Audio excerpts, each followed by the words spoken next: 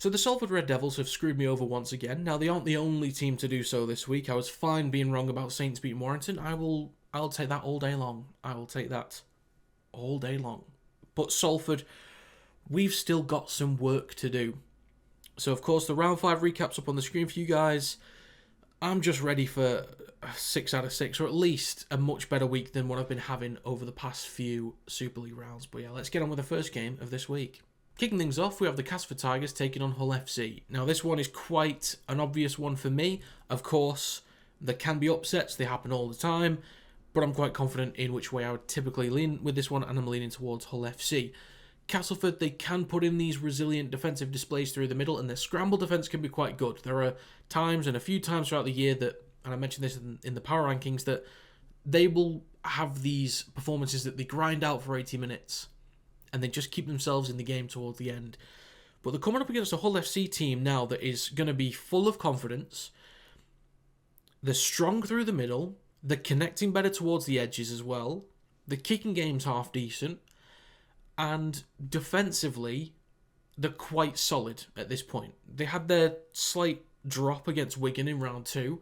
And they've not been perfect, but they just look so much more competent in all these little areas. And it just adds up over the course of 80 minutes. I'd like to think that there's a half-decent effort in there from Castleford to make it close and push them for 80 minutes. But I think, as I've just said, all these little areas that Hull FC are just getting better in and are more competent at than quite a few other teams in Super League this season. It just adds up. I think the difference in the forward pack means that Hull FC could dominate through the middle.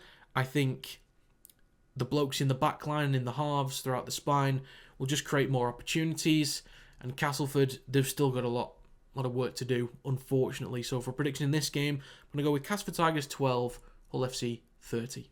Next up, we have the Warrington Wolves taking on the Leeds Rhinos. Now, there's a few things in favour of Warrington, a few things in favour of Leeds, and I'm going to be jumping back and forth a little bit here, but hopefully I can put together a somewhat coherent argument that makes sense about which way I'm leaning and why. One thing that both teams had in common last week is they did a great job of slowing down the progress of dominant forward packs. Warrington against Saints, Leeds against Wigan. They both did a fantastic job there. As time went on, they weren't as effective in that area, just because of the sheer size and quality of the forward packs of Saints and Wigan. But for both teams in Warrington and Leeds to slow down their progress, they dealt with less pressure on the goal line. One of the differences defensively that Warrington and Leeds differed in was St Helens could spread the ball inside their own half in the middle third. They were much better connected and much more effective, especially down the right edge, whereas Wigan, not so much. Jay Field was not in there, French moved to fullback, Farriman played at number 6, and there was a disconnect when spreading the ball. French was not really involved, so therefore his impact was massively limited, especially in the first half. So Warrington had to deal with more of the onslaught towards the edges inside the middle third, whereas Leeds, not so much. Wigan came into the game a little bit more, they put French into the game a little bit more in the second half, but Warrington had to deal with more pressure inside the middle third, and on a few too many occasions didn't do a good enough job dealing with that. Possibly the line speed not being quick enough over on the left edge defensively. I don't know what it was, but Saints just kind of had Warrington's number over on that right-hand side with Saylor and co. But Leeds on the attacking side, for their forward pack compared to Warrington's, their carries were much stronger. Warrington had good carries, but Leeds looked so much stronger with Gannon, with Holroyd especially, Palacia, Lasoni and Aledzki getting man of the match as well on the Sky broadcast. I think Leeds will do a decent job through the middle. They might dominate. They could do. I think if Sam Burgess elects to keep going with the bigger blokes starting, then there's a chance that Warrington can compete for a little bit longer to start the game and limit the damage early on. I think Mark Sneed's kicking game will have a major effect on the game, and he will continue to be a positive influence for Warrington, and connected fairly well in terms of the attacking structures, and he's had more time to gel with George Williams and other players throughout the spine. I just feel right now the forwards lean a little bit more towards Leeds. They're stronger in and out of possession in the forwards. I think they've got a few too many individuals that can punish mistakes from Warrington, and by mistakes I mean missed tackles. There weren't as many from Warrington against Saints. It was really well disciplined actually as well. but Warrington need to back it up again. So if Warrington had put in that performance against Saints like 2 weeks in a row, and it wasn't the Widnes performance and then Saints, then I could be more confident about Warrington. But because of Warrington could easily just fall after such a great, resilient performance against Saints, Leeds have shown more consistency in possession and out of possession. And with Jake Connor in there, looking quite comfortable in the number 7 role, freeing up Brodie Croft, I think Leeds look a little bit more effective right now. So I'm going to go with Warrington Wolves 20, Leeds Rhinos 24. Next up, we have the Leigh Leopards taking on Wakefield Trinity. This is another interesting game for me, and I'm still going back and forth on the winner for this one.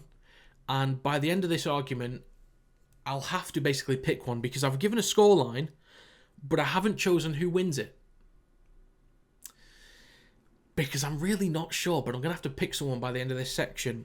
Because the way I'm looking at it is, Leigh, they've hit some decent heights so far this season. We've all seen it, especially from round 1.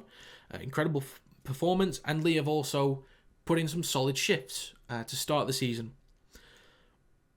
But they've kind of been up and down. I think they're on a slight downward trajectory. There we go. Nailed it first time. Down at the moment. Whereas Wakefield, it's a little bit up and down, but not massive heights or major lows. It's kind of in the middle a little bit, whereas Leeds are really high up and then really far down. Because their performances against Hull FC, yes, I know Hull FC are looking like a stronger team right now, but it's more the performances that Leigh are putting in rather than who they're playing against, if that makes sense. I can acknowledge that they're playing against a great attacking team in Hull Kingston Rovers in round 5, but it's what Leigh did with the ball that bothers me the most.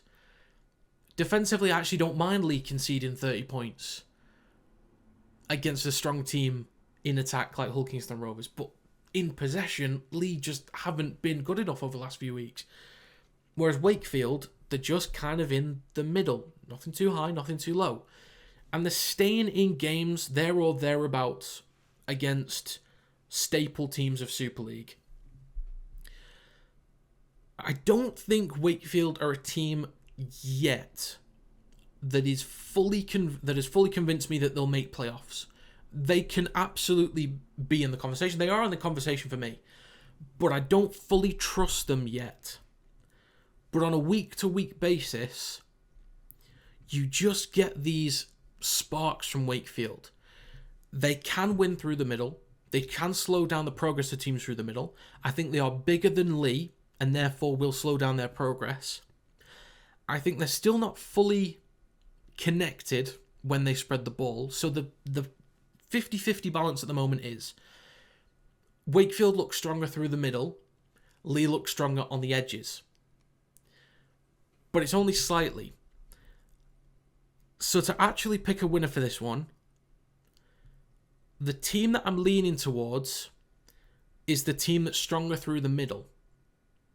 And that's because if your forwards can lay a foundation for the backs to create opportunities, to slow down the ruck speed of the opposition forwards, to get quick play the balls for your own team, to put your spine on the front foot, attacking unsettled defensive lines, that's the team that I slightly want to lean towards. So purely based off the fact that Wakefield have a stronger forward pack and that they're just staying within games, Leigh's on a slight decline, I am going to back Wakefield and go with Leigh Leopards 18, Wakefield Trinity 22. Next up, we have the Catalans Dragons taking on St Helens. Now, I'll be honest, folks, there's not too much I can really say on this one. I think this is quite a simple argument, and I'll just get through it and move on to the next one. Catalans Dragons, they look a little bit stronger defensively and a little bit more effective offensively. St Helens, their attack looks dull in the red zone, but when they spread the ball in the midfield or their own half, they look really effective.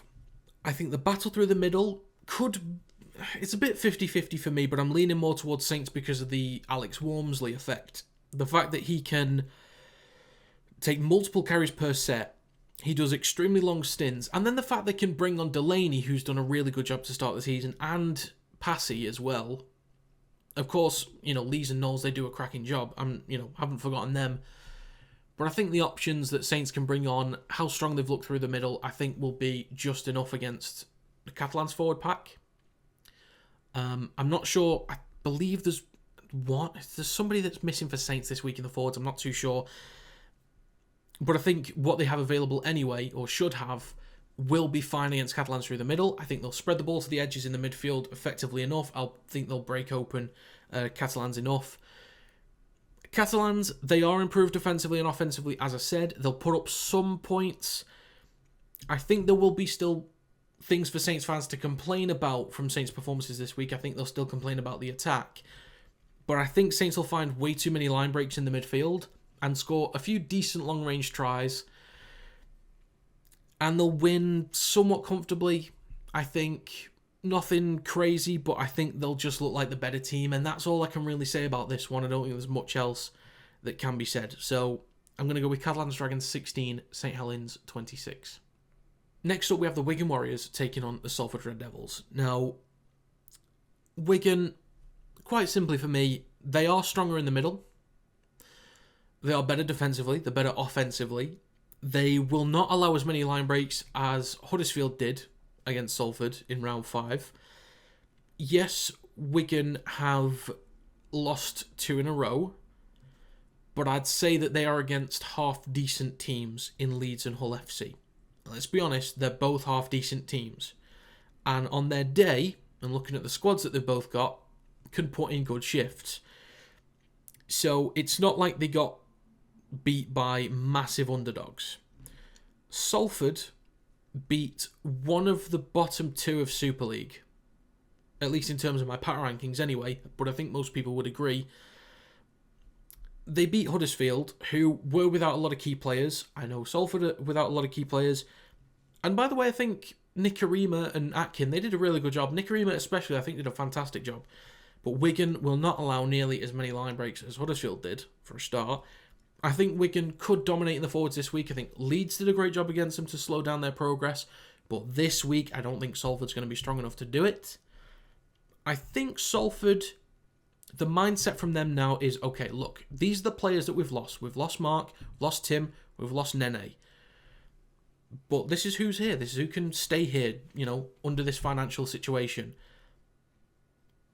And I think the mindset is a little bit more positive right now for Salford. And the fans really, are really getting behind them at the moment. I think they're kind of feeding off that energy. So I can see a lot of confidence being taken out of Salford's performance against Huddersfield. And I think Nicarima being the guy, the go-to guy now to make it all happen, to flip a switch and just make them more effective in possession. I think Salford will be able to put up some points against Wigan. Just given the morale, the confidence, the speed that they were playing at, I think they can catch Wigan out a little bit because they are also in a little bit of a slump. They can learn, Salford, can learn a lot from what Leeds and Hull FC did. They can find weaknesses.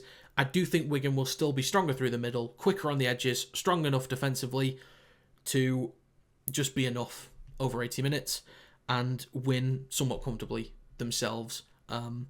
It wasn't the best performance from Wigan in back-to-back weeks, but Salford, squad-wise, I just don't think can compete fully with Wigan yet. I would kind of like to be proven wrong, because I'd still like Salford to get back to where they were. But yeah, I'm going to go with Wigan Warriors 28, Salford Red Devils 14. Finally for this round, we have the Huddersfield Giants taking on Hull Kingston Rovers. I think this one only goes one way. I think the only way that this is an incorrect prediction is a vast number of yellow and red cards to the Robins. I do always like to talk about the positives of teams, so I will try and talk about the positives of the Huddersfield Giants. I've talked about this with multiple teams. I've mentioned it with Wakefield before, mostly with Hull FC. There are times for Huddersfield where there are sparks. I've talked about this multiple times. There are sparks with Huddersfield. They will have sparks defensively where they just put in this incredible moment of scramble defence when you think someone's got the overlap, you think someone's got the space, and Huddersfield bust their backsides, shifting across and getting players into touch. And in possession, you'll just get these just short bursts of individual quality. Most of it comes from Tui Lolohea. I think he's been getting quite a bad rap this year so far. And you got to keep in mind that there's been a lot of changes to the backs for Huddersfield. A lot of changes. The forwards for Huddersfield, by the way, I think are one of the best in the league right now. Maybe not top 3, but they're kind of up there in the list. And they can compete with some of the best. With English, with Wilson, with Murchie, Hewitt, and some of the other blokes that they bring on from the bench. I can't remember the full cast, but they're quite strong through the middle. And it feels like a lot of the pressure is on Tui Lolohea to make a lot of it happen offensively. And he just offers little sparks here and there. I think without some of the other options they've had with, they were missing Wolford, they were missing Gagai against Salford. A lot of pressure's on Lolohea to create opportunities inside the red zone. But against Hull KR, that are better than them in all departments, they are stronger through the middle. Although I do think Huddersfield will give them a good go through the middle, by the way. Hull KR are stronger through the middle. They look competent enough with the kicking game. The kick chase and the pressure from the kicks are incredible from Hull Kingston Rovers. Defensive line speed will put Lolohea and Sutcliffe, if he's in the halves again, under a lot of pressure and won't give them much time in possession. And I think on the goal line, whenever Huddersfield do get inside the red zone, they're just not connecting well enough at the moment. So Hull KR can shut them down inside the red zone. They can beat them in the middle. If they end up in good field position, inside Huddersfield's territory, I think they will punish them time and time and time again. I think the two things that make this doable for Huddersfield, one is cards, plenty of cards for Hull Kingston Rovers, and two, it's just a really well-disciplined performance from Huddersfield. If they barely knock on, if they barely give away penalties, and Hull KR has a stinker, a bit like Salford did against Hull Kingston Rovers a few weeks back, then that gives Huddersfield a chance. But Hull Kingston Rovers in all departments are just stronger. Closest area are the forwards, as I've said. But yeah, as much as I do like to talk about the positives even of the underdogs, but yeah, and as much as I haven't really talked about Hull Kingston Rovers, it's because I think we all kind of know. Which is why I haven't really touched on them much. But for a prediction in this game, I'm going to go with Huddersfield Giants 10, Hull Kingston Rovers 36. So that's going to be it for this video. If you guys have your own predictions, please let me know in the comments down below. And make sure you check out the Rugby League fan question that I've also pinned to the comments. But if you enjoyed this video, feel free to leave a like. It does help to get the video out there to more people. Subscribe to stay up to date with more Rugby League content. And check out the Kinetic Rugby League website and store in the description down below. But that's going to be it. Thanks for watching. And I will see you next time.